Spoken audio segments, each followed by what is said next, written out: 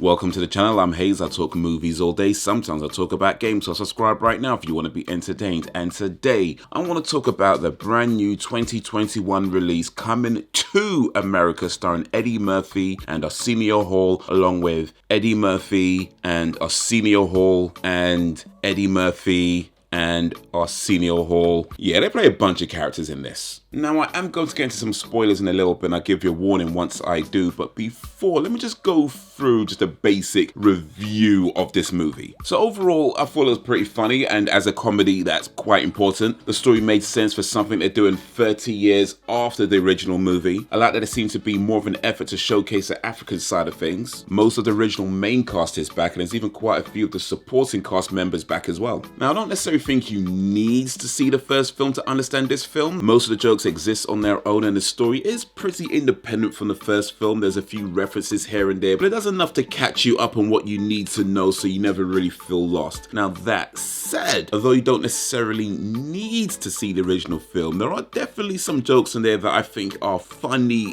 if you've seen the original film, and one joke in particular that I thought was absolutely brilliant, but I don't know if anybody even get the joke if they haven't seen the original, so there is that. But overall, it is worth seeing. If you've got Amazon Prime already, then yeah, definitely check it out. If you don't already have Amazon Prime, then I don't know if it's a must-see movie. That might depend on your social circles and that kind of thing. If you've got a lot of people around you talking about coming to America and you want to join in on the conversation, then yeah, $7.99 for the month ain't too bad. Alright, so let's talk about coming to America now. This is the part where I get into some spoilers. If you've not seen Coming to America, or if you've not seen the first movie Coming to America, you might want to watch those first and then come back to this video afterwards. Or if you don't care about spoilers, well, we continue. So I saw Coming to America probably for the first time, maybe 1990 something, maybe early 90s, round about then. I think the last time I watched that movie was probably 15 years ago, maybe something like that. I've not seen it for a long time. So I did decide that I wanted to watch it again to refresh my memory before seeing a sequel.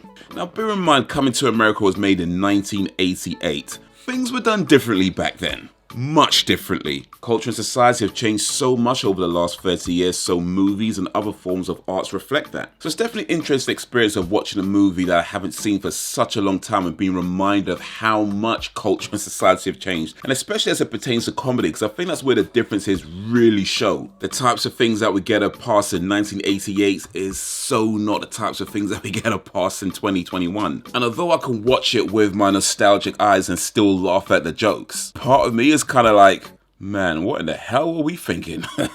So I did like that in Coming to America that they acknowledge the cultural and societal changes without ever feeling that it's just pandering to the hypersensitive, get offended over absolutely everything crowd. But what was really interesting to me watching Coming to America again is that the dark-skinned female representation in that movie is pretty poor. The story's about a man, nay, a prince, who has come of age and is about to be married. However, he doesn't just want any woman, he wants a woman who can think for herself and isn't after him just for his money and status. Thus, he goes to Queens to find his queen. But throughout the movie, pretty much every dark-skinned female potential is shown to be less desirable, not worthy, kind of a gold digger. So with that said, 30 years later, Coming to America seemed to me at least to be making a conscious effort to represent dark-skinned black women more broadly. From Mika to Mary to Marimbe, you have a range of different characters and different motivations. And speaking of Mary, and maybe this is a bit of a stretch, just maybe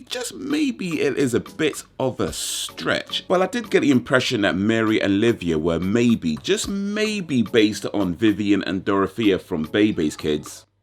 Maybe. And speaking of Mary, are we not going to talk about the fact that Mary raped Akeem? So according to the story, when they were in New York 30 years ago, walking around the New York clubs looking for a bride, Sammy decided to try and speed things up a little bit and ended up taking these two women back to their apartment. One of the women, Mary, purposefully blew smoke in Akeem's face and then took full advantage of him while he was intoxicated, meaning he was unable to give consent, meaning dude was raped. There's no ifs and buts about it. Akeem got raped. Dude got Bill Cosby'd. But we're just gonna glance over that. Okay, well, I see how that goes. I'm just saying, if that had been the other way round, where it was a man getting a woman high and then boning her, even in 1988 that wouldn't fly. Well, actually, it might have, to be honest.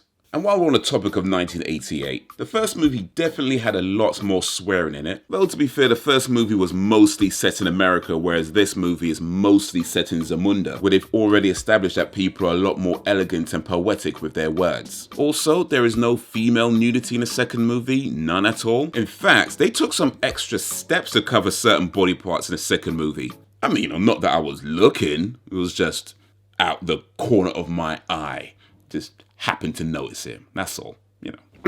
Anyway, speaking of things that I noticed, so yeah, most of the original main cast is back and some of the supporting cast is back as well, but Cuba Gooding Jr. is not back, which is a shame. Coming to America was Cuba Gooding Jr.'s first credited movie, where he played Boy Getting a Haircut. Since then, he's gone on to do pretty well for himself in the movie world, so for me, I think it would have been a cool thing to see him back at the mighty sharp barbers, still in that chair, still getting a haircut, with the same barbers, still talking nonsense. Could have been a cool thing, but oh well. Also, Samuel L. Jackson is not back either. He plays Hold Up Man in the first movie, where he gets his ass kicked by Hakeem after trying to rob the restaurant. It would have been cool to see him back, maybe still trying to rob places, or maybe they could work in some kind of Nick Fury reference in there as well, but alas, it wasn't to be. Alison Dean and Eric LaSalle are also not back, so I guess we'll never know what happened after Patrice got Daryl out of those wet clothes. And then of course Queen Eleanor, played by Madge Sinclair, who actually has a pretty good reason for not coming back. But it's cool they didn't just forget about her, she got her big ups in this movie. But anyway, overall I enjoyed the movie. I'd say my favourite jokes were, I like the one where he shouts "halt" at the cab and the cab driver gets out telling me he has to go to the app and book it. Times have changed, man, times have changed. I like the "whatever you like" reference going back to the first movie. But I'd say my favourite joke by far is when General Easy brings in his sister Imani, who after 30 years is still hopping on one leg and barking like a dog. Although the last command given was to make a noise like an orangutan, so I'm just saying, it sounds like somebody's been disobedient. But one of the things I did think was a bit odd about it is that it did feel like a quarantine movie, even though it wasn't. This was actually filmed before the pandemic, so before social distancing protocols and that kind of stuff. Yet for some reason, a lot of the scenes in the film just feel empty. And sure, there are a few scenes here and there when it's a lot more crowded, but a lot of it just feels